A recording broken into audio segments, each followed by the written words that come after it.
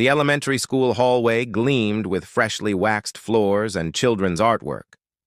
Emma Carter pushed her cleaning cart down the corridor, starting her evening shift. At 28, she worked as a custodian at Riverside Elementary. Not glamorous, but honest work that paid the bills while she put herself through night school for a teaching degree. She was wiping down a bulletin board when she heard soft crying from a nearby classroom. Emma followed the sound to find a little girl sitting alone, maybe 6 years old, with blonde pigtails and a pink dress. "Sweetheart, are you okay?" Emma asked gently, kneeling down. The girl looked up with tear-stained eyes. "I'm waiting for my daddy. He's always late. I'm sure he'll be here soon." "What's your name?" "Lily Montgomery." She wiped her eyes. "Are you the cleaning lady?" "I am." "I'm Emma. Why were you crying?" Lily's lip trembled. "We're having a Mother's Day play next week. Everyone's mommy is coming, but I don't have a mommy. She died when I was a baby." Emma's heart broke. "I'm so sorry, Lily. My daddy said he'd come, but he's always working." "He runs a really big company, and he's very important." Lily looked at Emma with desperate hope. "Ma'am, can you pretend to be my mom for the school play?" Emma was stunned. "Oh, honey, I don't think—" "Please," Lily begged. "You're nice and you're pretty and you're here. Nobody else will know you're not really my mom. Just for one day, so I'm not the only kid without a mommy there." Before Emma could respond, footsteps echoed down the hallway. A man in an expensive suit rushed in, tall, handsome, clearly stressed. "Lily!" "I'm so sorry I'm late." "The meeting ran over and—" He stopped, seeing Emma kneeling beside his daughter. "Is everything okay?" "Daddy, this is Emma. She's the cleaning lady, and I asked her to be my pretend mommy for the Mother's Day play." The man, Lily's father, looked mortified. "Lily, you can't just ask people—" "I'm so sorry, Miss Emma Carter. And it's okay." Emma stood up. "Your daughter was just feeling sad about the Mother's Day event." "I know," he said quietly. "I'm Marcus Montgomery. I told Lily I'd attend, but she's worried I'll miss it like I've missed other things." He looked defeated. "I'm not a very good father."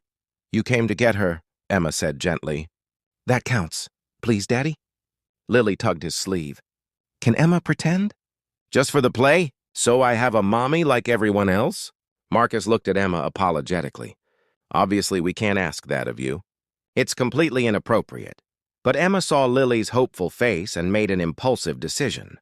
"What if I did? Just for the Mother's Day play. I finished night school early that day. I could come." "You'd do that?" Marcus asked, surprised. "For Lily, so she doesn't feel left out." Lily threw her arms around Emma's waist. "Thank you, thank you, thank you!" Over the next week, Emma found herself thinking about Lily constantly. She stopped by Lily's classroom a few times during her cleaning shift, and Lily would run over with excited updates about the play. "You have to wear a pretty dress," Lily informed her seriously. "All the mommies wear pretty dresses." "I'll do my best," Emma promised. The day before the play, Marcus found Emma during her shift. "Can we talk?"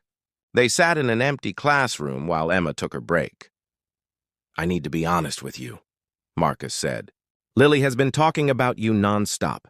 She's convinced you're going to be her pretend mommy. But I'm worried. What happens after the play? When you go back to being the custodian and she realizes this was just pretend?" "I've thought about that," Emma admitted. "But Marcus, your daughter is so lonely. She needed someone to say yes. Even if it's temporary, even if it's pretend. For one day, she gets to feel like the other kids." "She lost her mother when she was 8 months old," Marcus said quietly. "Car accident. I've tried to be enough for her, but I'm failing. I work too much, miss too many school events, can't figure out how to braid her hair properly. I hired nannies, but they keep quitting because I'm never home. Lily's been asking for a mother for years. I don't know how to give her that." "You're here now," Emma pointed out. "That's something. Because you shamed me into realizing what matters." He smiled slightly. "A custodian gave me better parenting advice than any of the professionals I've consulted." The next day, Emma showed up in the nicest dress she owned, simple but clean. Lily's face lit up when she saw her. "You came! You're here!" Lily grabbed her hand. "Daddy said you might not come, but you did." The play was simple. Children singing songs about mothers, presenting handmade cards, reciting poems. Emma sat with the other mothers, very aware that her dress was from a department store, while theirs were designer labels. When it was Lily's turn, she walked to the front, holding Emma's hand. "This is my mommy," Lily announced proudly. "Her name is Emma, and she works really hard, and she's very nice."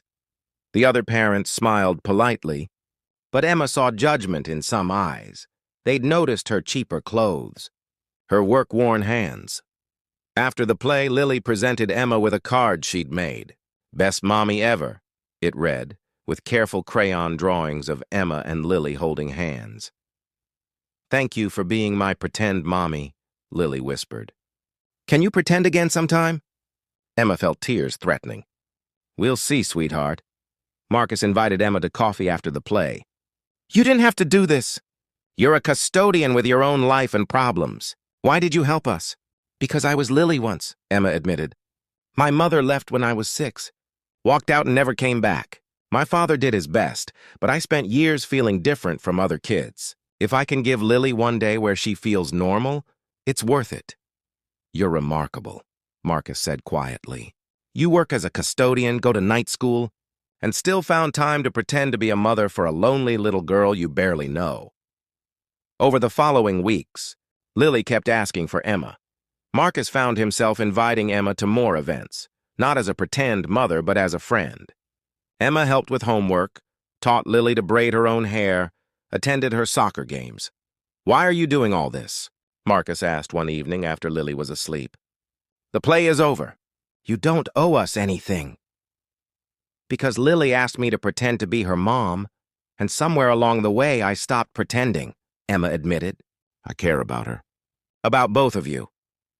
"I'm falling in love with you," Marcus confessed. "A custodian who agreed to an absurd request from my daughter and ended up filling a hole in our lives I didn't know how to fix. You make me want to be better, work less, be present more, actually parent instead of just providing." "I'm falling for you too," Emma said. "But I'm terrified. You're a CEO, I clean floors. Your world and mine, my world was empty until you entered it. My daughter was lonely until you said yes to a ridiculous request. I don't care about worlds or social classes. I care that you're the kindest person I've ever met." A year after that Mother's Day play, Marcus proposed, with Lily's enthusiastic participation and a ring she'd helped choose. "You agreed to pretend to be Lily's mother for one day," Marcus said. "But you became her real mother in every way that counts. You saw a lonely child and said yes when it would have been easier to say no. That yes changed our lives completely." At their wedding, Lily gave a speech she'd written herself.